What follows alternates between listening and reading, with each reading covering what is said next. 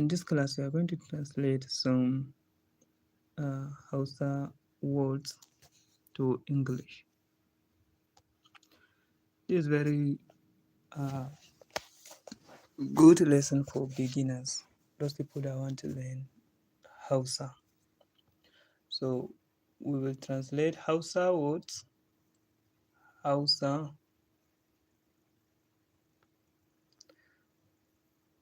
to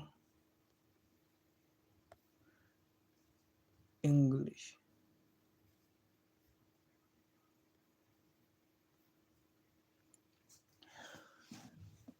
When we are making uh, English videos, or when we are trying to teach Hausa people English, we always start by teaching them some pronouns. Those pronouns, these pronouns that everybody repeats when speaking any language. These include I, you, he, we, and others. So we first teach people the pronouns. So in this lesson also, we will use the same method. We'll start by telling you what are the basic pronouns in Hausa.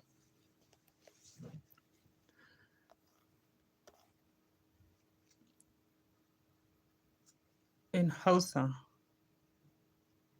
I, if you say I, that means it's equal to, for example, if you are English, when you want to say I in Hausa, you just say ni, and I. I in English, while ni in Hausa. Ni. Then you in English, in Hausa, you say, or we say, kai. Though we know that you in English refers to uh, three different uh, meaning. First, we have you as a singular or as a male. It's singular and also refers to male and also female. Then you as people, which could be males or females. So you in English is just a single word that refers to three different uh,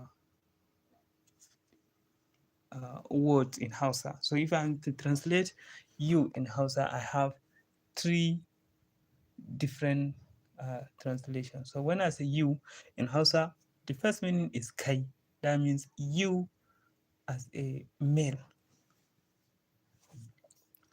Then the next translation is you as K.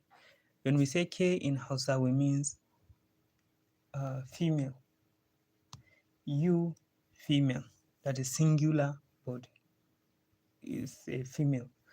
Then the next translation is ku. When we say ku in Hausa, we mean you as plural form of you. That means there are more than two or more than one people, which could be males or females or both. So we say ku in Hausa. Then next is the next is we. We in English, in Hausa we say mu. Mu. When I say mu, I mean we.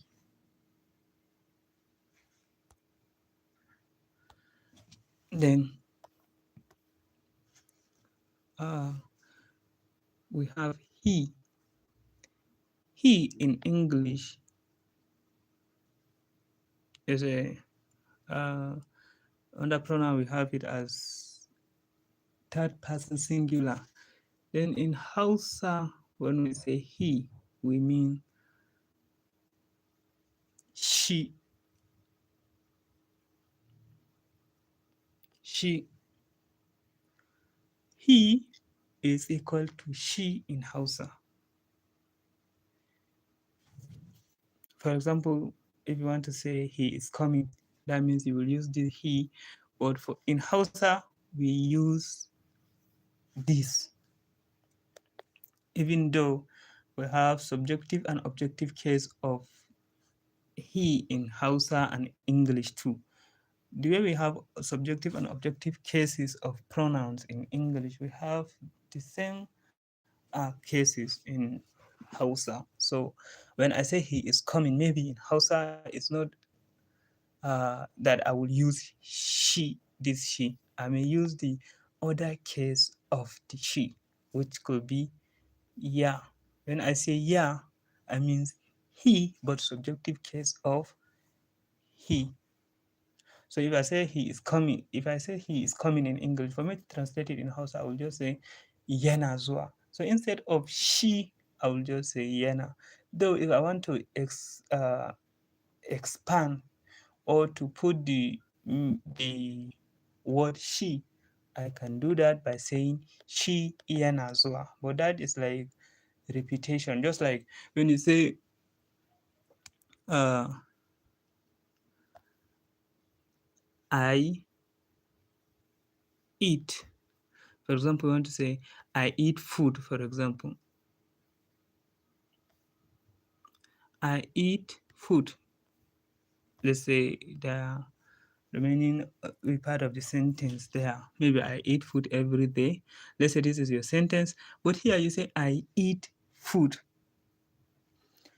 You can also say I do I do eat food. So when you say I do eat food, it's the same thing as I eat food. But what is the difference? The difference here is we have do here. If somebody asks you which one is correct, both of the sentences are correct, but this one is more elaborated than the first one.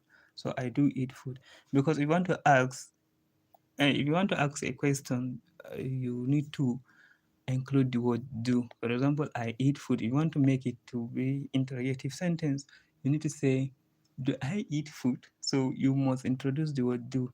Here, the do is omitted, which you must not omit it when asking questions.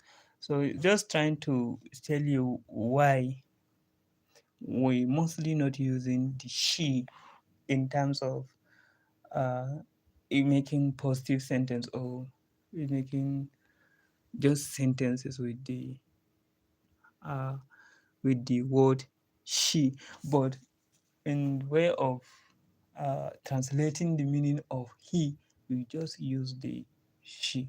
But in making sentence, we mostly use yeah instead of she, which is very important uh, for learner. If you are learning, you maybe I say he is the same as she, then you wonder why in making example I use the yeah instead of she. Then this is the reason. The same reason when you are saying I eat food, but in elaborating or making the sentence as formal as it should be, you said I do eat food. So this is how it is. So now we said we as mu, we said he as she. Now let's go back. He as she. Now she, when we say she in English, in Hausa we say ita. Ita. Instead of Uh, yes, when you say she in English, then in Hausa we say ita. She English, ita is Hausa. If we observe carefully here, we say she in English and she in Hausa. Sometimes when I'm teaching uh, English to Hausa students, it's confusing to tell somebody that when we say he, the meaning is she in Hausa. And still, mostly I used to uh, uh, take she as next. That means if from he, then I jump to she because they are more closely related. So that's why I use. That's why I am teaching. I'm putting them in list. He then followed by she. So when I translate he as she, then I put she again in English. So it's sometimes confusing that they have she in English, again they have she in Hausa. Make them to say, this she, like the I should put she for English, which will translate the same she in Hausa, which is not the case. So she in English, then ita in Hausa. Then the next thing is uh, ita. Then we have they. This they is su in Hausa. They su in Hausa. Now here is the uh, problem. We have we have one, two, three, four, five, six. So for beginners, I usually stop at this six because translating it, this last pronoun, those basic pronoun, putting it, translating it will create confusion because when we say it is translated as she. So you can see that he and it have the same translation in Hausa. The same word used to translate he and it in Hausa, which is very confusing because some many languages have their own uh, way of translating some word. You see that some word have the same word that will translate different pronoun. Like English here, we said that when you say you mean kai, ku, and ke. Then the same thing in Hausa, when we say she, we mean she as a personal pronoun. I mean, as a he, and also she as it, which is very confusing. So these are the basic pronoun we have in English. We have first, I said I as ni. Then I also said you as kai, ku, and ke. Then we say we as mu. Then we say he as she. Then she as ita. Then we say they as su. Lastly, we have it as she, also. So now, these are the basic pronouns we have in English, which are very, very important for beginner. If you don't know anything in Hausa, then this is the first, or these are the